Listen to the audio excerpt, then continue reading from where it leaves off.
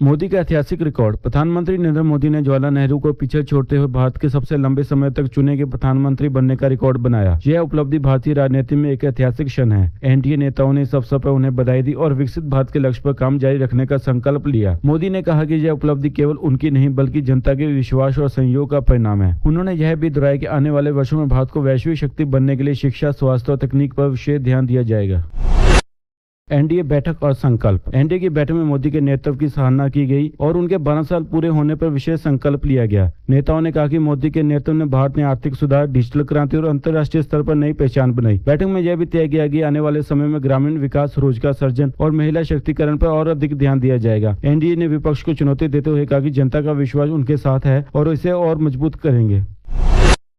मणिपुर हिंसा। मणिपुर में हिंसा का दौर जारी। हाल में ही 6 नागा बंधुओं के शव मिलने के बाद स्थिति और बिगड़ गई। नागा समुदाय ने शव स्वीकार करने से इनकार कर दिया जब तक उनकी मांगे नहीं पूरी होती। राज्य में विरोध प्रदर्शन तेज हो गए हैं और प्रशासन पर दबाव बढ़ रहा है। केंद्र सरकार ने आर्थिक सुरक्षा बल भेजे और शांति की वार्ता की कोशिश की, लेकिन स्थानीय लोगों का कहना है जब तक न्याय नहीं मिलेगा आंदोलन जारी रखेंगे।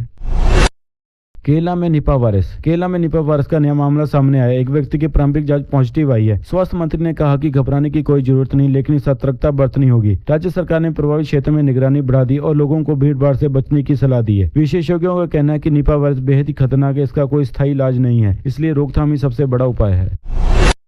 टीएमसी में विद्रोह। तृणमूल कांग्रेस में बड़े पैमाने पर विद्रोह हुआ। 19 सांसदों ने बगावती गुट का समर्थन किया और कई विधायक भी साथ आए। पार्टी में आंतरिक कलह बढ़ती जा रही है। कांग्रेस और टीएमसी के बीच संभावित गठबंधन की चर्चा तेज है। राजनीतिक विश्लेषकों का कहना है कि यह विद्रोह पश्चिम बंगाल की राजनीति में बड़ा बदलाव ला सकते हैं।